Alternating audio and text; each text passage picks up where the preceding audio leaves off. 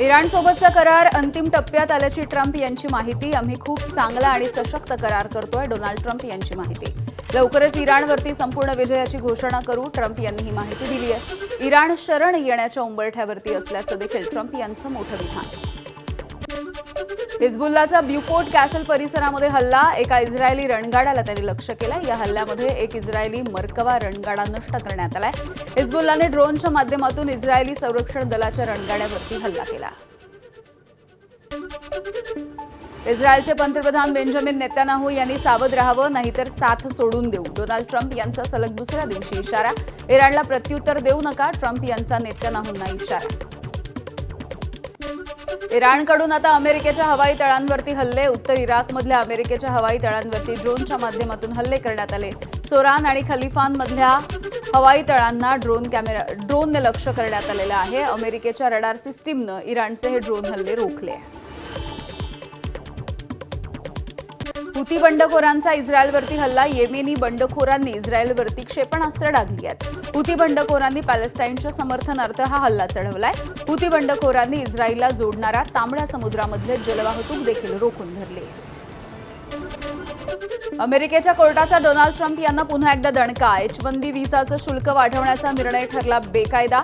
H-1B व्हिसावरती अमेरिकेमध्ये गेलेल्या भारतीयांना दिलासा. ट्रम्प यांच्याकडून सप्टेंबरमध्ये H-1B व्हिसाच्या शुल्कामध्ये $1,00,000 पर्यंत वाढ करण्यात आली. ओमानमधल्या जहाजांवरच्या 24 भारतीयांना सुखरूपपणे वाचवलं गेलंय. जहाजावरती क्षेपणास्त्र हल्ल्यामुळे भारतीय अडकून पडले. मुंबईतल्या मेरीटाईमच्या बचाव केंद्र जहाजावरती अडकलेल्या भारतीयांची सुटका करण्यात आली आहे. 2 हेलिकॉप्टरच्या माध्यमातून सुटकेचं अभियान. पाकव्याप्त काश्मीरमध्ये पाकिस्तानच्या विरोधात महाआंदोलन. पाकव्याप्त काश्मीरच्या 10 जिल्ह्यांमध्ये आंदोलनाचं लोण पसरलं. पाकव्याप्त काश्मीरमधील 12 रेफ्युजी सीट्स या रद्द करण्याची मागणी. पाकिस्तान सरकारविरुद्ध तिथली जनता रस्त्यावर उतरली आहे. पाकव्याप्त काश्मीरमध्ये गगनाला भिडलेली महागाई आणि गरिबीच्या विरोधात जनता रस्त्यावर. पाकिस्तान सरकार आणि लष्कर करत असलेल्या दडपशाहीच्या विरोधामध्ये जनतेमध्ये कमालीचा संताप आहे. आंदोलन मोडण्यासाठी पाकिस्तानी लष्करानं 10,000पेक्षा अधिक जवान तैनात केले. दरम्यान आंदोलकांनी काही पाकिस्तानी पोलिसांना डांबून ठेवल्याची माहिती आहे. तसंच अवामी ॲक्शन कमिटीचे उमर नाझीर यांच्यावरती गोळीबार झाल्याचा दावा आहे. रावळकोटमध्ये आंदोलकांवरती झालेल्या गोळीबारामध्ये 26 आंदोलकांचा मृत्यू झालाय. विधान परिषदेच्या संदर्भातली एक मोठी बातमी आपण बघूयात. विधान परिषदेचा नाशिकचा तिढा हा लवकरच सुटणार आहे का, अशी शक्यता वर्तवली जाते. गोकुळ गीते यांच्यासोबत मुख्यमंत्री आणि उपमुख्यमंत्री एकनाथ शिंदे यांची फोनवरून चर्चा झाली आहे. मंत्री उदय सामंत हे पुन्हा एकदा आज नाशिकच्या दौऱ्यावरती आहेत. गोकुळ गीते यांची पुन्हा एकदा समजूत काढली जाणार आहे आणि उद्यापर्यंत नाशिकचा हा तिढा सुटण्याची शक्यता आहे. सूरज सावंत आमचे प्रतिनिधी आपल्याला या नाशिकच्या तिढ्याविषयी अधिकची माहिती देतात. सूरज, मुख्यमंत्री उपमुख्यमंत्र्यांनी आता गोकुळ गीतेंशी चर्चा केली आहे. नक्कीच यामिनी, आपण पाहतोय तर नाशिक निर्माण झाला आहे. प्रामुख्याने आज एकदा गोकुळ गीते मुख्यमंत्री एकनाथ शिंदे यांनी चर्चा केलेली आहे, त्यांची समजूत काढण्याचा प्रयत्न केलेला आहे. तर दुसरीकडे त्या ठिकाणी तड ठोकून असताना आता पुन्हा उदय सामंत आज जाणार आहे. त्यामुळे या संपूर्ण प्रयत्नानंतर तरी गोकुळ गीते यांची जी भूमिका आहे ही बदलते का आणि पुन्हा एकदा ते समर्थन रवींद्र दराडे यांना देतात का, हे पाहणं महत्वाचं राहणार आहे. त्यामुळे लवकरच ही चर्चा केली जाते. सूरज, धन्यवाद सविस्तर माहितीसाठी.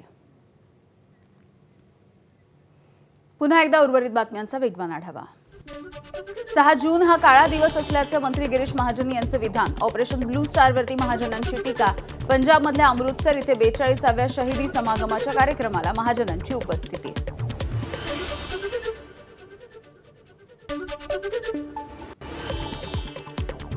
अब्दाली आया था उस वक्त, जिस तरह से उन्होंने हमारे कई भाइयों बहनों को शहीद किया, उसी तरह से हमारे ही देश में हमारे प्रधानमंत्री ने हमारी इतनी बुरी हालत कर दी थी। और इतने हजारों कत्ल होने के बाद दुख की बात तो यह है कि किसी को सजा नहीं मिली। गिरीश महाजन यांची मंत्रिमंडळामधून हकालपट्टी करा. ठाकरेंच्या शिवसेनेचे खासदार संजय राऊतांची टीका. ऑपरेशन सिंदूर हा देखील काळा दिवस आहे का? संजय राऊत यांचा गिरीश महाजनांना सवाल. महाजनांना तिथे का पाठवलं? फडणवीसांनी स्पष्टीकरण देण्याची मागणी. देशाच्या पंतप्रधानांना थोडी जरी राष्ट्रभक्ती शिल्लक असेल, देशाच्या पंतप्रधानांमध्ये आणि राज्याच्या मुख्यमंत्र्यांमध्ये थोडी जरी राष्ट्रभक्ती शिल्लक असेल, तर गिरीश महाजन या माणसाला त्यांनी लाथ मारून मंत्रिपदावरून हाकलून द्यायला पाहिजे आणि भाजपमधून हाकलून द्यायला पाहिजे. दरम्यान ज्यांचा अभ्यास नाही ते बेताल बोलतात. गिरीश महाजन यांच्या ऑपरेशन ब्लू स्टारवरच्या टीकेला काँग्रेसचे नेते विजय वडेट्टीवार यांचं उत्तर. नाही, कोण काय म्हणतं त्यावेळची परिस्थिती जी होती देशामध्ये आणि जो निर्णय त्यावेळेस घेतला गेला इंदिराजींच्या काळात, तो निर्णय जर झाला नसता तर कदाचित भारताचे 2 तुकडे झालेले बघायला मिळाले. हा अखंड भारत दिसला नसता. ज्यांचा अभ्यास नाही, ज्यांना काही बोलायचे त्यांचा यावर माहिती नाही, अशा पद्धतीनं लोक टिप्पणी करत असतात. ठाकरेंच्या शिवसेनेचे खासदार संजय राऊतांनी किरीट सोमय्यांना पत्र लिहिलंय. परम आदरणीय महात्मा श्री किरीट भाई सोमय्या असा उल्लेख त्यांनी केलाय. राजेश एक्सपोर्ट्सच्या कंपनीमध्ये 15.15 लाख कोटींचा घोटाळा झालाय. सरकारची फसवणूक झाली आहे. तुमचा बुलंद आवाज उठवण्याचं देखील राऊतांनी आवाहन केलंय. एक राजेश मेहता आणि काही राजेश एक्सपोर्ट्स, मेहता एक्सपोर्ट्स नावाची जी कंपनी आहे, 15.5 लाखाचा महसूल घोटाळा आहे. आणि त्या घोटाळ्यामुळे त्या कंपनीमध्ये LICनं भागीदारी घेतली 10%. आणि LIC पॉलिसीधारकांचे जवळजवळ 770 कोटी त्यात फसलेले आहे, जनतेचा पैसा.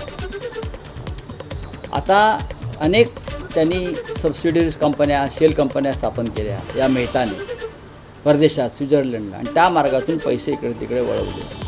हे मनी लॉन्ड्रिंग आहे. आणि मनी लॉन्ड्रिंग हा परमादरणीय सोमय्या यांचा आवडीचा विषय आहे. पण त्यांच्या नजरेतून हा विषय सुटला आहे. त्याच्यावेळी मी त्यांना सांगितलं की प्रधानमंत्र्यांच्या दारात जाऊन आंदोलन करा. पंतप्रधान नरेंद्र मोदी यांची पंडित जवाहरलाल नेहरू यांच्यासोबत बरोबरी. सर्वाधिक काळ पंतप्रधानपदी राहण्याच्या विक्रमाशी बरोबरी. पंतप्रधान मोदींच्या 3ऱ्या कार्यकाळाला 2 वर्ष पूर्ण झाली. मोदी उद्या सर्वाधिक काळ पंतप्रधानपद भूषवणारे पंतप्रधान ठरणार आहेत. विक्रमवीर मोदींवरती विरोधकांकडून टीकेची झोड. न पंतप्रधान मोदी नेहरूंच्या कामाचा विक्रम मोडू शकतील. ठाकरेंच्या शिवसेनेचे खासदार संजय राऊतांची टीका. तर नेहरूंनी कोणताही विरोधी पक्ष फोडला नसल्याचा राऊतांचा टोला. खरं म्हणजे हे एक तप झाल्यावर मोदींनी केदारनाथच्या गुफेत जाऊन 12 वर्षाचं आत्मचिंतन केलं पाहिजे त्यांच्या प्रमुख सहकाऱ्यांसह. आणि मग 12 वर्षात आपण काय करू शकतो याचा लेखाजोखा एका पत्रकार परिषदेत त्यांनी सादर केला पाहिजे. मोदी भारताचा मान वाढवतात. राऊत पाकिस्तानचा उदो करतात. नवनाथ बन यांची टीका.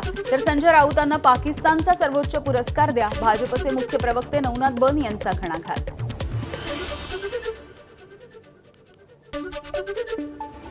पंतप्रधान नरेंद्र मोदीजी हे भारतरत्न आहेतच, या भारताचे सुपुत्र आहेत.